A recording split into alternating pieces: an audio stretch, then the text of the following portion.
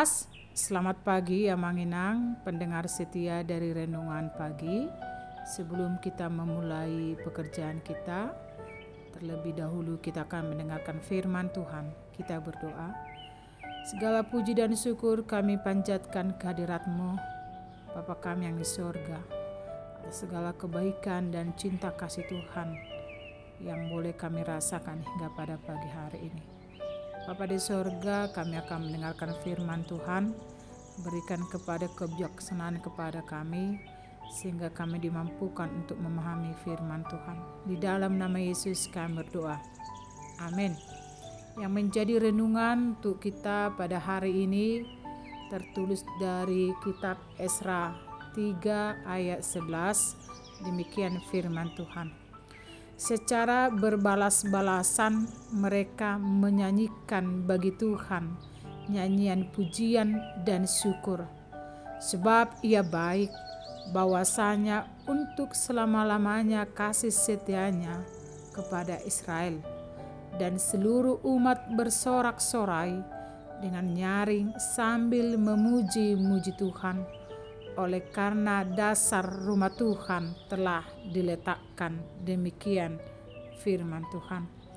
Bapak Ibu sekalian, yang menjadi prioritas tertinggi umat Tuhan setelah mereka dibebaskan dari pembuangan Babel dan akan kembali ke Yerusalem, prioritas mereka adalah membangun kembali bait suci, dan dengan demikian memulihkan penyembahan yang setia kepada Tuhan.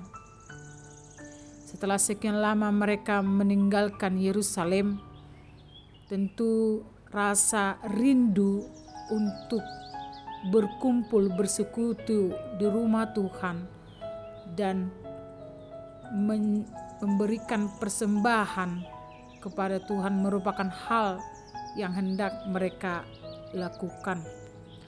Tahun-tahun pembuangan telah mengajarkan mereka bahwa Allah tidak akan menjadi pelindung dan penolong mereka kecuali mereka mengutamakan Dia dalam kehidupan mereka.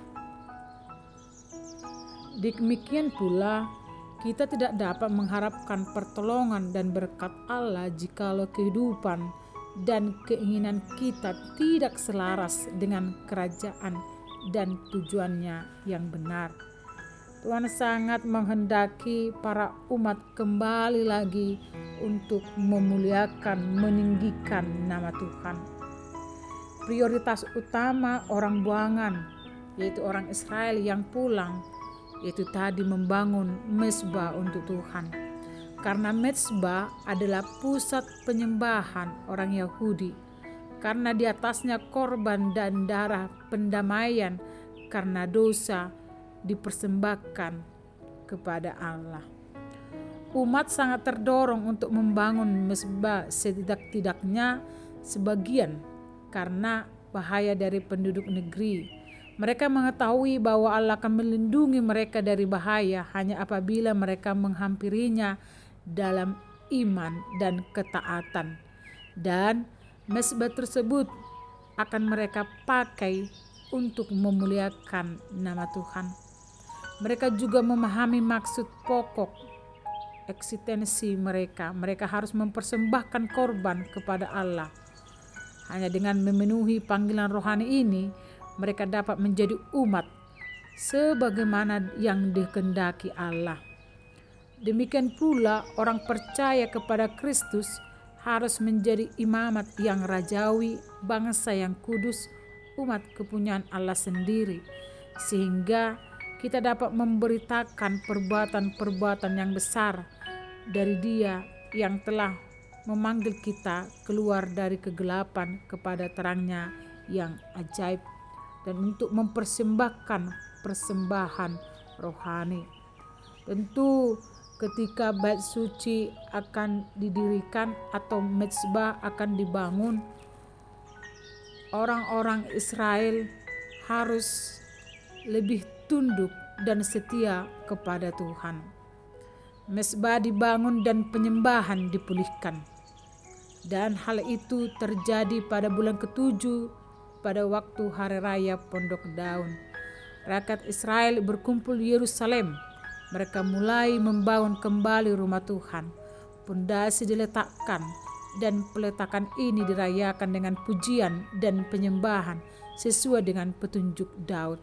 Dengan nafiri dan ceracap dan nyanyian berbalas-balasan, mereka bersorak-sorai dengan kegerangan karena dasar rumah Tuhan diletakkan. Tetapi ada juga yang menangis. Orang-orang tua sedih dan menangis karena mereka ingat kemuliaan rumah Tuhan yang dibangun Salomo, dan mereka merasa bahwa rumah Tuhan yang akan dibangun itu masih jauh di bawah standar dan kemegahan rumah Tuhan hasil karya Salomo dahulu.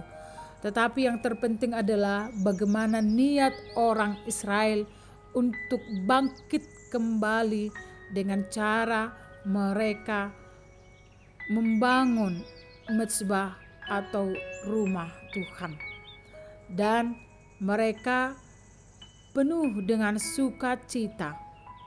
Mereka bernyanyi, menaikkan pujian dan rasa syukur. Mereka betul-betul meninggikan nama Tuhan.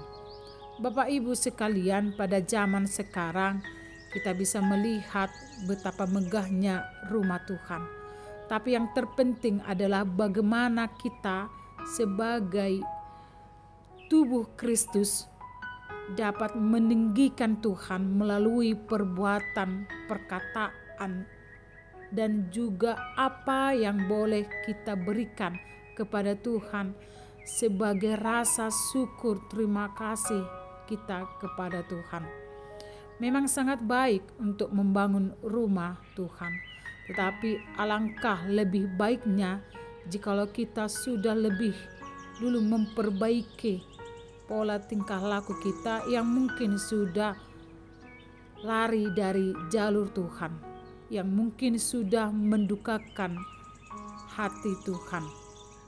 Karena sebab kita tahu bahwa tubuh kita ini juga merupakan bait suci Tuhan, bahwa tubuh kita ini juga adalah tubuh yang sudah diselamatkan, dilepaskan. Oleh karena itu kita juga seharusnya patut meninggikan Tuhan dengan cara menjaga kekudusan dari hidup kita, dari tubuh kita. Oleh karena itu, melalui kehidupan kita, nama Tuhan semakin dimuliakan. Amin. Kita berdoa. Terima kasih Bapa di sorga buat sapaan firman Tuhan. Kami tinggikan Engkau Tuhan atas segala perbuatan yang ajaib yang Tuhan berikan kepada kami. Kami bersorak-sorai Tuhan, menyanyikan Engkau dengan suara yang nyaring, memuji Engkau di sepanjang kehidupan kami. Biarlah Tuhan Engkau mengajari kami sehingga kehidupan kami semakin kudus di hadapan-Mu. Berkati pekerjaan kami dalam satu hari ini. Di dalam nama Yesus kami berdoa. Amin.